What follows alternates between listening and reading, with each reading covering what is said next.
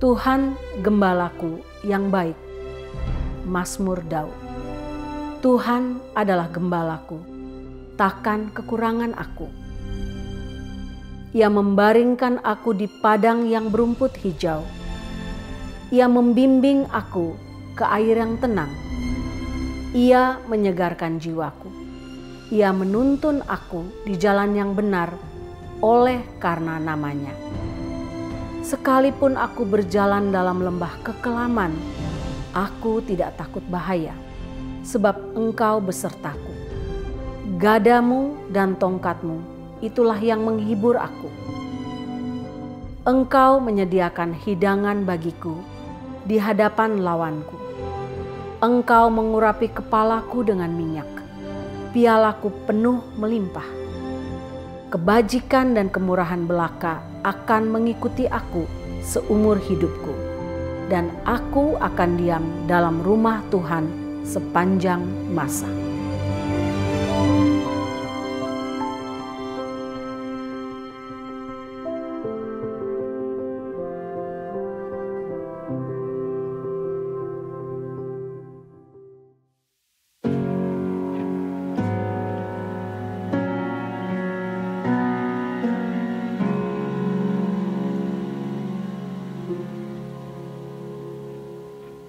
One day you'll make everything new, Jesus. One day you will bind every wound. The former things shall all pass away, no more tears. One day you'll make sense of it all, Jesus. One day every question resolved, every anxious thought left behind, no more fear. When we all get to heaven, what a day of rejoicing that will be.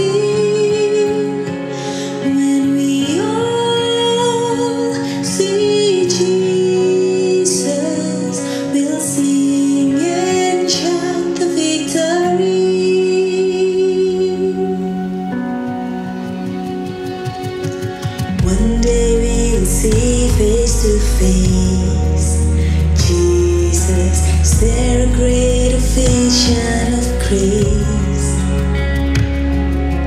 And in a moment we shall be changed on that day. And one day we'll be free, free indeed, Jesus. One day all the struggle will cease, and we will see your glory revealed on that day. When we all get to heaven, what a day of rejoicing that will be. When we all see Jesus, we'll sing and shout the victory. When we all get to heaven, what a day of rejoicing that will be. When we all see Jesus, we'll sing and shout the victory. Oh, when you see you, Jesus, when we see you face to face, oh, on that day.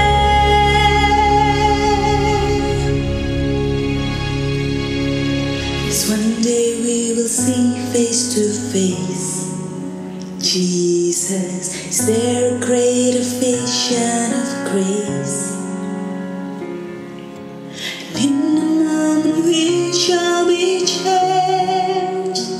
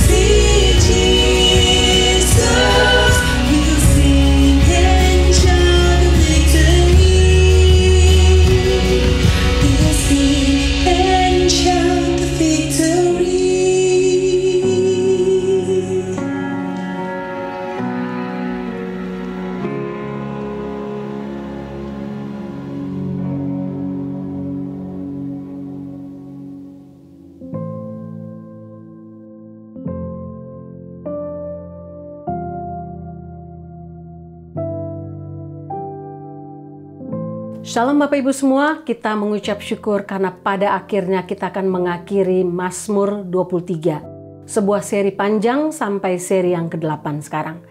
Saya mengucap syukur karena saya percaya tiap-tiap kita diberkati oleh bagian demi bagian dari seri Mazmur 23 hari ini. Hari ini saya akan menyampaikan bagian yang terakhir dari ayat 6b di bawah tema hidup aman selamanya. Mari kita berdoa. Bapa dalam surga, kami sungguh mengucap syukur karena Engkau menginspirasikan Daud sebuah tulisan yang sangat indah yang berasal dari pengalaman pribadinya dengan Tuhan sebagai gembala yang baik. Hamba berdoa supaya bagian penutup ini sungguh-sungguh menjadi klimaks, menjadi berkat untuk kami semua tanpa terkecuali. Bersabdalah ya Tuhan, karena kami siap untuk mendengarkan kebenaran firman-Mu. Dalam nama Tuhan Yesus. Amin. Mari kita baca bagian ini bersama-sama, Mazmur 23 ayat 6b. Dan aku akan diam dalam rumah Tuhan sepanjang masa. Saya baca dalam terjemahan bahasa Inggris. And I will dwell in the house of the Lord forever.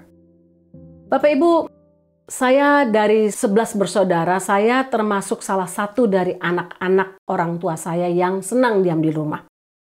Kemanapun saya pergi, ke sekolah, ke gereja, kemanapun saya ingin segera kembali ke rumah karena saya senang diam di rumah. Saya senang melakukan semua aktivitas di rumah, apa saja aktivitasnya. Mulai dari belajar, mulai membersihkan rumah, itu hobi saya. Semua hal yang dilakukan dalam rumah.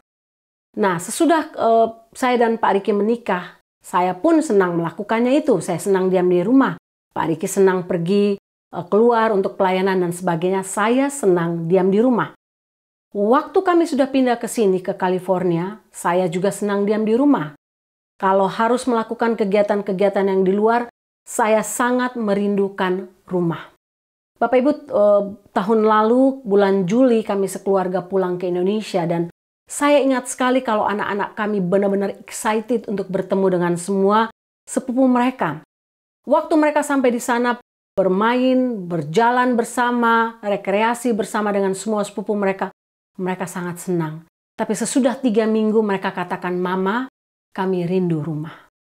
Bapak Ibu, saya percaya inilah yang terjadi dalam hidup Daud. Dalam hidup semua orang percaya. Kita semua merindukan yang namanya rumah, home sweet home. Sebagai gembala, Daud tahu benar bahwa dia sebagai gembala merindukan rumah, tapi terutama para dombanya. Mereka merindukan sesudah perjalanan panjang selama hari itu di bawah terik matahari untuk mencari rumput, mencari air yang tenang. Mereka rindu untuk pulang rumah. Mereka rindu untuk kembali berada dalam kandangnya bersama-sama dengan sang gembala. Merasa aman dalam perlindungan sang gembala ketika mereka tidur malam. Bapak Ibu, hal yang sama terjadi dalam hidup orang percaya. Jika kita sudah menerima Tuhan Yesus sebagai Tuhan dan Juru Selamat, jika kita telah menerima Dia dan percaya kepadanya born again, saya yakin tidak ada seorang pun yang mengaku saya sudah born again, saya sudah percaya sungguh-sungguh kepada Tuhan Yesus, saya sudah lahir baru, tapi tidak pernah merindukan yang namanya rumah Bapa di surga. Bapak Ibu, hari inilah yang akan kita belajar. Inilah kebenaran yang Daud tuliskan berdasarkan pengalaman pribadi dengan Tuhan. Daud mengambil kesimpulan di bagian terakhir ini. Dan aku akan diam dalam rumah Tuhan sepanjang masa. Sebagai kesimpulan dari semua seri yang kita bahas selama 8 minggu ini. Kalau boleh dikatakan dalam seri Mazmur 23, kesimpulannya ada dalam bagian pertama dan bagian terakhir. Dalam ayat 1, Tuhan adalah gembalaku, takkan kekurangan aku. Lalu ditutup dengan bagian yang terakhir. Dan aku akan diam dalam rumah Tuhan sepanjang masa. Bapak Ibu, tidak ada yang lebih menyenangkan dari hal ini. Hal yang sangat kita nanti-nantikan untuk kembali bersama dengan Gembala Agung kita. Sehingga hari ini saya hanya akan membahas 2 hal bersangkut paut dengan bagian ini, Mazmur 23 ayat 6b. Bagian ini merupakan bagian yang terindah dan mengandung 2 arti. Arti yang pertama adalah diam dalam rumah Tuhan ini berarti diam dalam rumah Tuhan dalam dunia saat ini. Kata diam atau dwell berasal dari bahasa Ibrani, yaitu kata yasab, yang berarti duduk diam, tinggal tetap, atau berdiam di dalam. Nah, Daud menggambarkan semua hal yang dia peroleh dalam dunia ini dalam ayat 1 sampai ayat 6a yang Pak Riki bahas minggu lalu, merupakan benefit yang dia dapatkan jika dia menjadikan Tuhan sebagai gembalanya. Sehingga dalam bagian 6b ini merupakan keuntungan terbesar bagi Daud, yaitu apa? Bisa diam dalam hadirat Tuhan, diam dalam rumah Tuhan sepanjang masa. Bagian yang pertama ini mengandung arti diam, berarti menjalin hubungan dengan Tuhan, tinggal tetap dengan Tuhan. Nah, dalam bahasa Yunani kata yang sama dipakai sama dengan yang ditulis dalam Yohanes 15 ayat 5, yaitu kata menon. Kata diam ini dipakai kata menon dalam bahasa Yunani. Akulah pokok anggur dan kamulah ranting-rantingnya. Barang siapa tinggal atau diam atau menon di dalam aku dan aku di dalam dia, ia berbuah banyak. Sebab di luar aku kamu tidak dapat berbuat apa-apa. Bapak Ibu, pokok anggur itu adalah Tuhan Yesus sendiri dan carang-carangnya adalah kita. Gambaran ini gambaran yang sangat jelas, sangat simpel, sangat sederhana untuk menunjukkan bagaimana pokok anggur carang dapat menghasilkan buah. Carang hanya bisa menghasilkan buah jika dia tinggal, tetap melekat kepada pokok anggur itu. Itulah kepada Tuhan Yesus itu sendiri sebagai orang percaya. Tinggal tetap dengan gembala membuat kita bisa menghasilkan buah.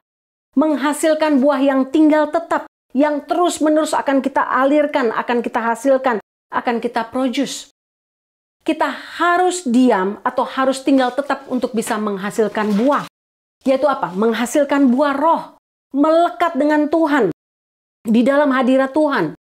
Bapak Ibu, buah roh adalah hal yang merupakan tanda utama seseorang telah dilahirkan kembali. Tanda utama warga kerajaan sorga.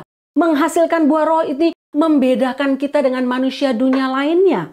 Atau membedakan kita dengan orang Kristen palsu lainnya.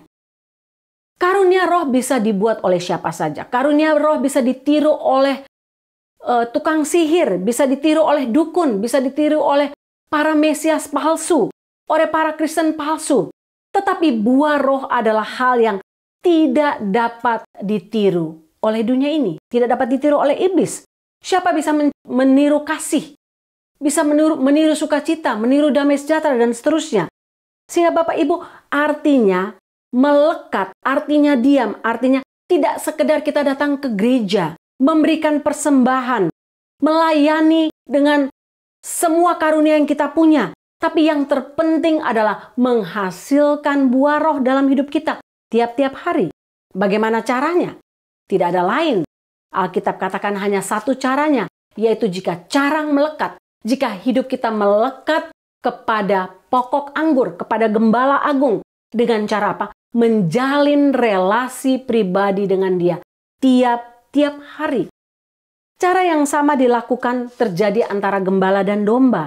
Seorang domba senang diam dekat gembalanya karena dia akan mendapatkan semua benefit yang kita belajar selama 7 minggu ini. Kalau Bapak Ibu ingat pelajaran dari seri pertama sampai seri yang ke-7, kita tidak akan kekurangan hal yang baik. Kita akan berada dalam perlindungan Tuhan. Kita tidak takut bahaya. Kita tidak takut melewati lembah bayang maut. Gembala memimpin kita sehingga langkah kita tidak salah. Kita tidak salah mengambil keputusan.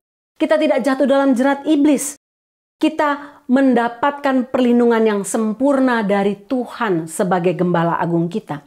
Kita mendapatkan kepuasan sejati, mendapatkan damai sejahtera, mendapatkan makanan, urapan minyak, piala kita penuh dengan melimpah. Semua benefit ini kita dapatkan. Bapak Ibu, banyak orang salah mengartikan ayat ini. Mereka berpikir, oh kalau aku bisa diam di dalam rumah Bapa, bisa diam dalam gereja, melayani 24 jam, maka aku menjadi orang yang berbahagia. Maka aku disebut sebagai anak Allah, sebagai orang percaya. Tidak sama sekali Bapak Ibu. Itu bukan indikasi utama. Karena banyak orang yang tidak mengenal Tuhan sungguh-sungguh melakukan hal itu. Tidak berarti kita melayani non-stop, melayani di gereja, melayani di berbagai yayasan Kristen dan sebagainya. Tapi jika kita tidak memiliki relasi pribadi dengan Tuhan, maka ini semua adalah sia-sia. Kita bisa bernubuat demi nama Tuhan. Kita bisa menyembuhkan orang demi nama Tuhan. Bisa berbuat mujizat dan berbagai tanda-tanda ajaib lainnya. Tapi tanpa relasi pribadi dengan Tuhan, tanpa menghasilkan buah roh, maka semua itu hanya merupakan kumpulan aktivitas biasa. Kita hanya akan menjadi kumpulan kambing dan bukan kumpulan domba. Tuhan sebagai gembala tidak mengenal kita karena kita hanya beraktivitas secara rohani. Tapi kita tidak memiliki relasi pribadi dalam hal mengenal Tuhan sebagaimana domba dan gembala memiliki relasi mengenal satu dengan yang lain. Karena itu wajar dikatakan dalam Matius 7 ayat 15-23, Bapak Ibu bisa baca ayat ini ayat yang sangat menakutkan untuk saya. Ketika pada waktunya Tuhan Yesus datang kembali, ketika tiba pada hari penghakiman, Tuhan Yesus katakan, pada waktu itu aku akan berterus terang kepada mereka dengan berkata, aku tidak pernah mengenal kamu, enyalah daripadaku, kamu sekalian pembuat kejahatan. Bapak Ibu, ayat ini sangat mengerikan. Dari buahnya lah kamu akan mengenal mereka. Bukan setiap orang yang berseru kepadaku, Tuhan, Tuhan akan masuk dalam kerajaan surga, melainkan dia yang melakukan kehendak Bapakku di surga. Bapak Ibu, ayat ini sungguh merupakan bagian yang sangat mengerikan, tapi merupakan bagian yang sungguh menguatkan kita. Adakah kita memiliki relasi dengan Tuhan? Saya mengenal Jokowi, saya tahu Jokowi, tapi saya tidak mengenal Jokowi. Saya tahu orang-orang besar, orang-orang terkenal, orang-orang kaya, tapi saya tidak mengenal mereka secara pribadi. Bapak Ibu, inilah yang membedakan kita dengan orang dari dunia ini atau orang Kristen palsu. Banyak orang katakan, "Oh, saya mengenal Tuhan." Tidak, mereka tidak mengenal Tuhan. Mereka tahu Tuhan Yesus. Mereka tahu Tuhan Yesus dalam pikiran mereka, dalam kognitif mereka, tapi tidak dalam relasi pribadi. Tidak secara spiritual mereka mengenal Tuhan sebagai gembala. Bapak Ibu, inilah bahayanya. Domba senang berada dalam kandang. Mereka merasa aman berada dekat gembala kita. Berada dekat dengan gembala mereka. Nah, dalam rumah Tuhan itulah kita merasa aman. Kita merasa dekat dengan Tuhan karena kita memiliki relasi pribadi dengan Dia. Dia mengenal kita, mengenal suara kita, dan kita mengenal suaranya. Bapak Ibu, jika kita diam, tinggal tetap melekat dalam hadirat Tuhan, barulah kita bisa menghasilkan yang namanya buah roh. Barulah kita bisa melakukan kehendak-Nya, melakukan kasih, menghasilkan sukacita, menghasilkan damai sejahtera, kelemah lembutan, kesabaran, kebaikan, kesetiaan, kemurahan, penguasaan diri, Bapak Ibu.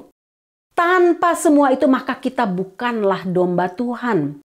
Karena domba yang asli akan memiliki kerinduan untuk duduk diam di dekat gembalanya. Kehadiran gembala memberikan dia rasa tenang. Karena gembala mengenal suara domba-dombanya. Dan domba-dombanya mengenal suara gembalanya. Mereka saling menyediakan waktu satu dengan yang lain untuk berbicara satu dengan yang lain. Bapak Ibu, Mazmur 26 ayat 8, Mazmur 27 ayat 4, Mazmur 84 ayat 1, 2, dan 4 merupakan seruan kerinduan yang sama yang ditulis dalam Mazmur 23 ayat 6b tadi. Kerinduan untuk diam dalam hadirat Tuhan. Diam dalam relasi pribadi dengan Tuhan setiap saat.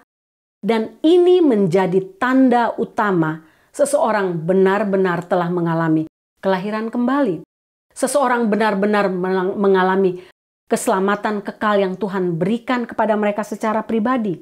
Sebagai tanda utama anggota kerajaan surga. Ini bagian yang pertama. Bagian yang kedua, kata ini, frasa ini akan diam dalam rumah Tuhan sepanjang masa. Mengandung arti diam dalam rumah Tuhan bicara soal tinggal dalam surga kekal. Bapak Ibu, ayat yang kedua dalam ayat 6b ini bicara soal kekekalan. Bicara tentang rumah masa depan kita, itulah surga. Dan inilah tujuan akhir hidup kita sebagai orang percaya. Kita semua sedang berjalan seperti seorang musafir menuju rumah kita. Dunia ini hanya sementara. Kita hanya sementara dalam dunia ini untuk tujuan yang Tuhan berikan untuk kita lakukan. Tetapi sesudah itu kita menuju kepada satu tempat peristirahatan terakhir. Itulah surga kekal. Seperti seorang musafir yang mengembara sementara waktu. Tidak ada yang abadi dalam dunia ini, Bapak Ibu. Daud sedang berbicara tentang surga sebagai tempat tujuan terakhir yang bersifat kekal, bersifat abadi. Bapak Ibu, surga atau diam dalam hadirat Tuhan ini bicara soal sebuah tempat di mana kita dapat tinggal dengan nyaman. Kata dwell dalam bahasa aslinya yasab tadi mengandung arti duduk dalam posisi yang nyaman. Surga akan menjadi tempat yang nyaman untuk kita. Surga akan menjadi tempat bersama di mana semua orang percaya dari seluruh suku, seluruh bangsa akan duduk berkumpul di hadapan hadiratnya, di hadapan Gembala Agung itu. Dan surga bersifat kekal, bersifat selama-lamanya. Surga adalah tempat yang tetap. Dunia ini akan habis lenyap oleh api, tapi surga adalah tempat yang kekal selama-lamanya. Yang tidak dibatasi lagi oleh waktu. Tidak ada yang namanya detik, menit, hari, bulan, tahun. Tidak ada lagi Bapak Ibu. Tidak ada waktu. Surga adalah tempat di mana tanpa luka, tanpa duka. Bapak Ibu bisa bayangkan tempat ini adalah tempat yang menyenangkan. Tanpa air mata, tanpa penderitaan, tanpa luka, tanpa sakit hati, tanpa dosa. Tidak ada rasa lapar, tidak ada rasa haus, tidak ada air mata. Tidak ada matahari yang membuat kita panas terik. Wahyu 7 ayat 17 Bapak Ibu. Surga adalah tempat di mana Tuhan akan tetap menjadi gembala kita. Hubungan kita dengan Tuhan dalam dunia ini sebagai domba dan gembala akan terus berlanjut dalam surga kekal. Jika Dia menjadi gembala kita dalam dunia ini, Dia juga akan menjadi gembala kita nanti satu waktu dalam surga kekal. Gembala Agung itu akan memerintah di surga sana. Dia berkata, "Aku memberikan kehidupan kekal kepada domba-dombaku. Mereka tidak akan binasa selama-lamanya dan tidak seorang pun akan merebutnya dari tanganku." Yohanes 10 ayat 28. Bapak Ibu, surga adalah tempat di mana kita akan dijamu oleh tuan rumah, yaitu Gembala Agung sendiri dengan hidangan yang istimewa. Dia telah menyediakan seperti yang dituliskan dalam ayat 5. Tidak saja untuk gambaran memberikan perlindungan bagi kita, penyediaan bagi kita di dunia ini, tapi dalam surga, di mana kita akan makan sehidangan, semeja dengan gembala kita. Bapak Ibu, saya baca satu kisah tentang seorang bishop yang bernama Bishop Fulton Sheen. Dia mendapat jadwal menjadi seorang pembicara dalam sebuah seminar di Philadelphia. Nah, sebelum seminar, Fulton ini jalan-jalan dari hotel dia. Dan ketika dia jalan-jalan karena dia tidak mengenal kota itu dengan baik, dia tersesat. Dia bertemu dengan seorang anak yang menunjukkan jalan pulang kembali ke town hall tempat seminar akan diadakan. Anak ini bertanya, "Boleh saya tahu untuk apa kamu datang ke sini?" "Oh, saya akan mengadakan seminar." "Boleh saya tahu seminar tentang apa?" "Oh, seminar tentang bagaimana caranya kamu bisa masuk dalam surga. Bagaimana jalan ke surga?" Anak itu ketawa, anak itu katakan, "Are you kidding me? Kamu bergurau bukan? Bagaimana kamu bisa mengajarkan orang jalan ke surga kalau jalan ke town hall saja kamu tersesat?" Bapak Ibu, menutup Mazmur seri 23 ini saya ingin bertanya kepada kita semua. Dan kita harus menjawab dengan jujur karena ini menyangkut kekekalan. Menyangkut sesuatu yang sifatnya selama-lamanya tidak bisa diubah lagi Bapak Ibu. Tapi kita harus menjawabnya secara jujur dalam hati kita masing-masing. Jawablah beberapa pertanyaan ini. Yang pertama, pertanyaan saya untuk Bapak Ibu semua adalah, siapa gembala Anda? Dalam dunia ini sekarang, siapa gembala Anda? Seseorang lainkah? Presiden Anda-kah? Uang Anda-kah? Karir Anda-kah? Atau Tuhan Yesus sendiri? Pertanyaan kedua, siapa Mesias yang dapat membawa Anda ke jalan keselamatan? Pertanyaan ketiga, siapakah yang menjadi pemimpin hidup Anda selama Anda tinggal dalam dunia ini? Yang keempat, tahukah Anda jalan ke surga? Bapak Ibu, kalau dari 4 pertanyaan ini Bapak Ibu katakan, oh saya tidak tahu, oh saya ragu-ragu, oh saya tidak yakin, oh saya tidak pasti. Maka Bapak Ibu, inilah waktu yang tepat untuk mencari dan menemukan Gembala Agung itu. Sebelum terlambat. Berkat terbesar yang Anda bisa peroleh dalam dunia ini adalah bertemu dengan Gembala Agung itu dan menjadikan dia gembala pribadi Anda. Menjadikan dia Mesias Anda. Menjadikan dia juru selamat Anda secara pribadi.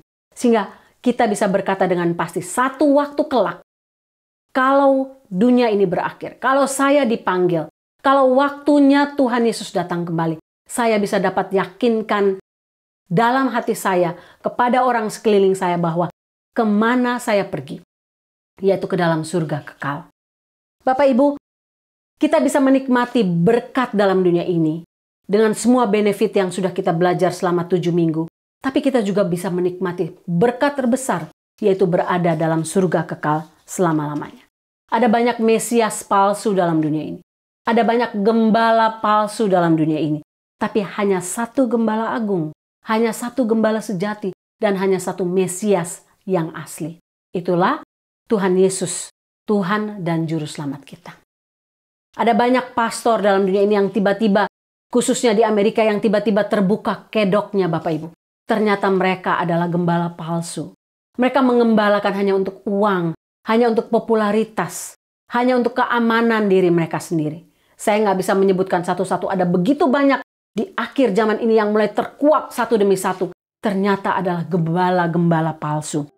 Tapi gembala yang asli, gembala yang sejati adalah Yesus Kristus yang mencari domba yang sesat. Mencari Bapak Ibu dan saya. Dia membawa kita ke kandang yang aman. Gembala itu rela mati di atas kayu salib untuk kita, demi kita, menggantikan kita. Dan gembala itu berjanji akan membawa kita ke surga nanti. Dia sedang menyediakan tempat itu dan satu waktu kelak dia akan menjemput kita. 100% janjinya adalah janji yang pasti. Bapak Ibu, terima dia menjadi Tuhan, menjadi Mesias, menjadi Gembala Agung kita sebelum terlambat. Dunia ini bukan milik kita. Dunia ini hanyalah tempat sementara. Jangan pernah menancapkan hati kita, pikiran kita, energi kita untuk dunia ini.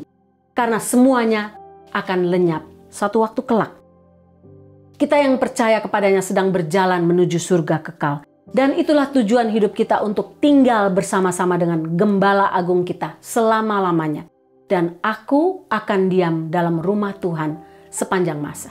Bapak Ibu, saya ingin menutup bagian ini dengan kita nyanyikan satu pujian ini. Ini lagu him yang sudah dibaharui. Kita nyanyikan pujian ini bersama-sama sebagai penutup khotbah kita. Mari kita menyanyi bersama-sama lagu ini.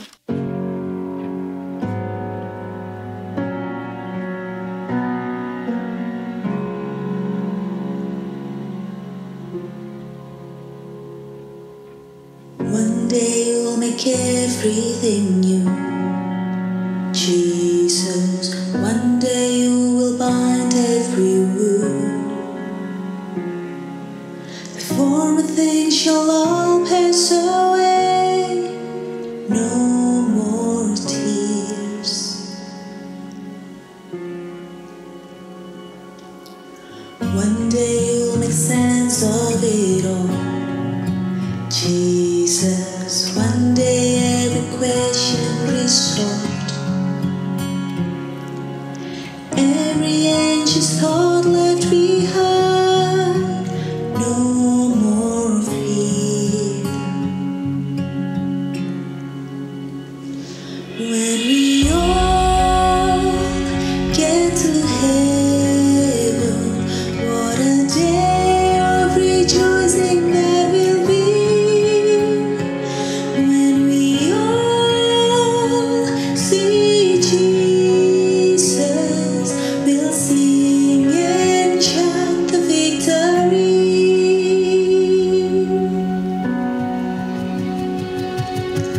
One day we'll see face to face Jesus. Is there a greater vision of grace? And in a moment we shall be changed. On that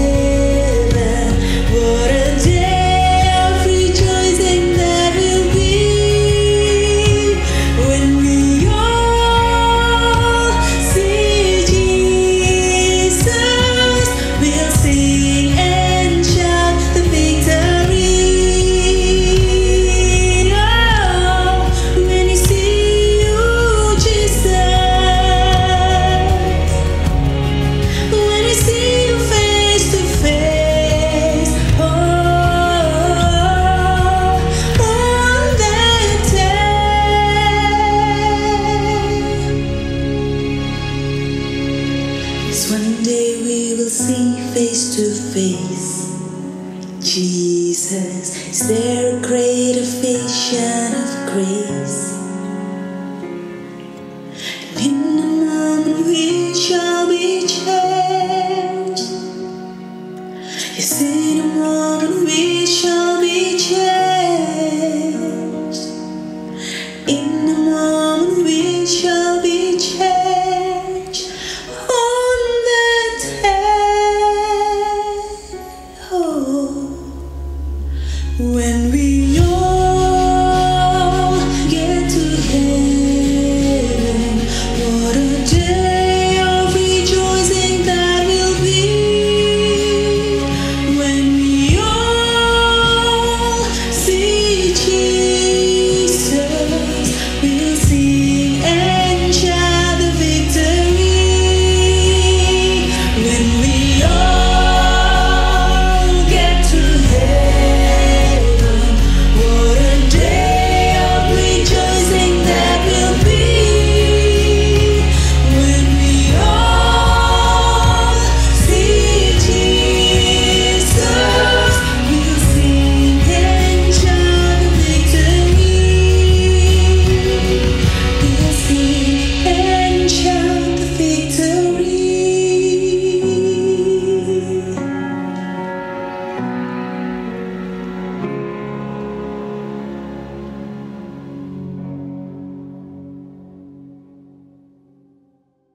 Tuhan Yesus, terima kasih karena Engkau menjadi gembala bagi kami.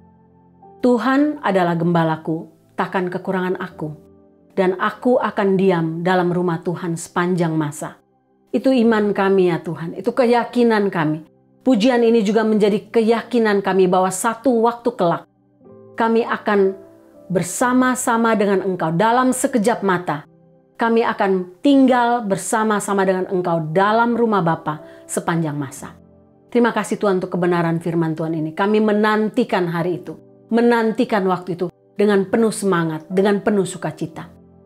Hamba berdoa untuk tiap Bapak Ibu yang mendengarkan khotbah ini, mendengarkan firman Tuhan ini, tapi sampai detik ini tidak yakin akan kemana dia. Hamba berdoa, Tuhan berikan keputusan dalam hati mereka, sehingga mereka tidak terlambat mengambil keputusan untuk menerima Engkau sebagai Tuhan dan Juru Selamat, sebagai gembala agung mereka, selama masih ada waktu. Tuhan tolong supaya tidak terlambat, mereka tidak terlambat untuk mengambil keputusan penting ini. Terpujilah nama-Mu Tuhan, dalam nama Tuhan Yesus. Amin.